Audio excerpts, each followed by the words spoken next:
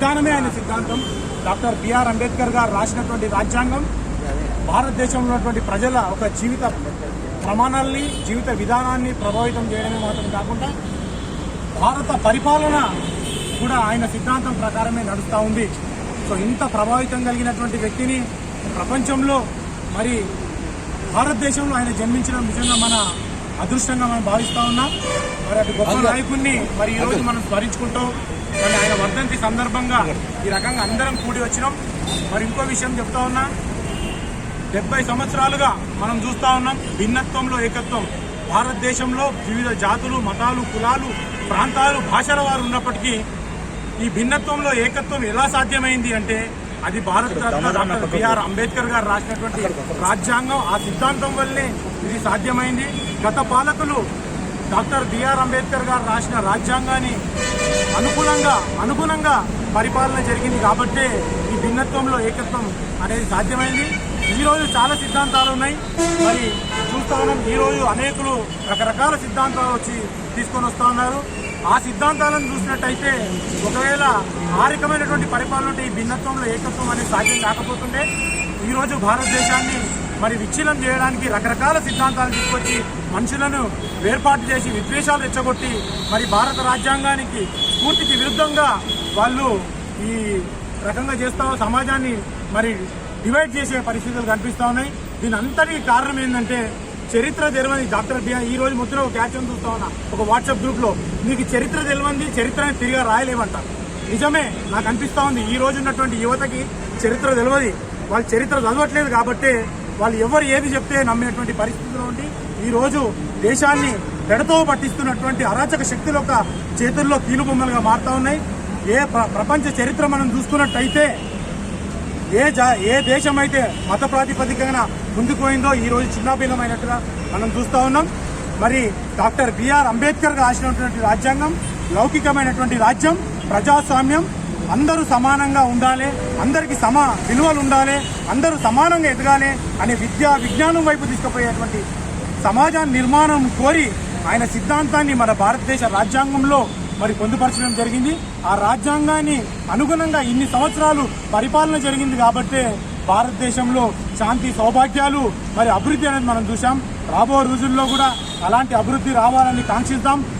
ప్రత్యేకంగా ఈ సందర్భంగా నేను యావత్ భారతదేశంలో ఉన్నటువంటి యువతకి మరి అంబేద్కర్ సాక్షిగా, అంబేద్కర్ సమక్షంలో నేను తెలియజేసేది ఏంటంటే దయచేసి మీరు చరిత్రను చదవండి. చరిత్రను చదివినోడే చరిత్రను తిరగరాస్తాడు. కాబట్టి మన భారతదేశ స్వతంత్రానికి, మన భారతదేశ సమైక్యత్వానికి, మన భారతదేశంలో శాంతి సౌభాగ్యాలకి, విజ్ఞానానికి, విద్యకి పునాది వేసినటువంటి చరిత్రను మనం చదవాలి. డాక్టర్ బిఆర్ అంబేద్కర్ అయితేనేమి, మహాత్మా గాంధీ అయితేనేమి, జ్యోతిరావు పూలే గారు అయితేనేమి, సర్దార్ వల్లభాయ్ పటేల్ అయితేనేమి, వీళ్ళందరూ సమైక్యతను కాంక్షించినటువంటి వాళ్ళే. కానీ ఈ దేశాన్ని విభజించి పరిపాలించాలన్నటువంటి వాళ్ళు కాదు. దయచేసి మరి ఈ చరిత్రను చదువుదాం. మరి అంబేద్కర్ యొక్క ఇచ్చినటువంటి స్ఫూర్తి, అంబేద్కర్ యొక్క సిద్ధాంతాన్ని పుణికి పుచ్చుకొని మన భారతదేశాన్ని మరి ప్రపంచ దేశాల్లో అగ్రగామిగా నిలబెట్టే స్థానంలో నిలబెట్టే పరిస్థితిలో మనం కూడా చేయూతన ఇవ్వాలని ఈ భారతదేశంలో ఉన్నటువంటి, ప్రత్యేకంగా తెలంగాణలో ఉన్నటువంటి హైదరాబాద్ డివిజన్లో ఉన్నటువంటి యువతకి మేము ఈ సందర్భంగా అంబేద్కర్ గారి పేరు మీద పిలుపునిస్తున్నాం. తప్పకుండా మీరందరూ కూడా మరి విద్యావంతులు, విజ్ఞానవంతులే. కేవలము సైన్స్ అండ్ టెక్నాలజీ మాత్రమే కాదు, మన చరిత్ర మనకు తెలవాలి. మనం ఏమై ఉన్నామో మనకు తెలిస్తే మనం ఎవరమో మనకు తెలుస్తుంది.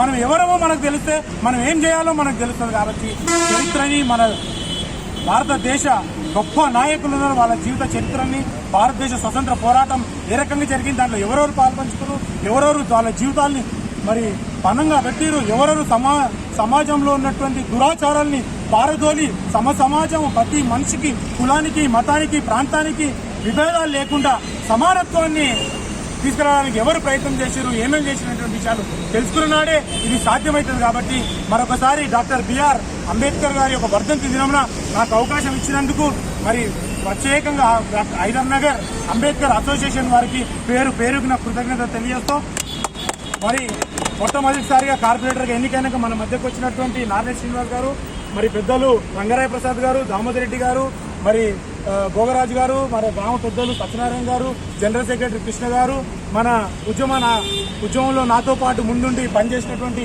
మన మిత్రుడు వైస్ ప్రెసిడెంట్ రాజేందర్ గారు మరి ఇతర పెద్దలు అందరూ కూడా మరి అష్రఫ్ బిన్ ఆది మరి అదేవిధంగా మన టీఆర్ఎస్ అధ్యక్షులు యూత్ దానయ్య మరి ఇతర మిత్రులందరికీ కూడా పేరు పేరున మరి కృతజ్ఞతలు తెలియజేస్తూ ఇంకెవరి పేర్లైనా మర్చిపోయి ఉంటే అది యాదృచ్ఛికంగా దళిత రత్న మన బాలయ్య గారు అదేవిధంగా గ్రామ పెద్దలు ప్రస్తుత అంబేద్కర్ అసోసియేషన్ అధ్యక్షులు అయినటువంటి ఐడిపిఎల్ నరసింహ గారిని ప్రత్యేకంగా నేను అభినందిస్తా ఉన్నా ఈ సందర్భంగా.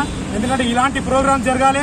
నేనేమంటున్నా కేవలము నేను అంబేద్కర్ అసోసియేషన్ వారికి అధ్యక్షుల ద్వారా తెలియజేయాల్సింది చేస్తుంది ఏంటంటే కేవలము ఇట్లా వచ్చి 5 నిమిషాలు 10 నిమిషాలు దండ వేసిపోవడం కాదు. అంబేద్కర్ జయంతి రోజు, అంబేద్కర్ వర్ధంతి రోజు, మహనీయుల పుట్టినరోజుల రోజున మనం ఒక రౌండ్ టేబుల్ కాన్ఫరెన్స్ లాగా పెట్టుకొని మరి మనమే కాకుండా అనేకమైనటువంటి మేధావులు ఉన్నారు, గొప్ప వ్యక్తులు ఉన్నారు, విద్యావంతులు ఉన్నారు, వాళ్ళని పిలిచి రౌండ్ టేబుల్ కాన్ఫరెన్స్ పెట్టుకొని వాళ్ళ గురించి మాట్లాడుకోవాలి. ఆ కార్యక్రమానికి విద్యార్థులని యువకులని పిలిచినప్పుడు ఈ విషయాలన్నీ మాట్లాడితే వాళ్ళు చైతన్యవంతులు అవుతారు. కాబట్టి ఈ రకంగా కాకుండా ఇంకా మంచిగా round table conference meetings arrange చేయాలని కోరుకుంటూ నాకు ఈ అవకాశం ఇచ్చినందుకు పేరున కృతజ్ఞతలు.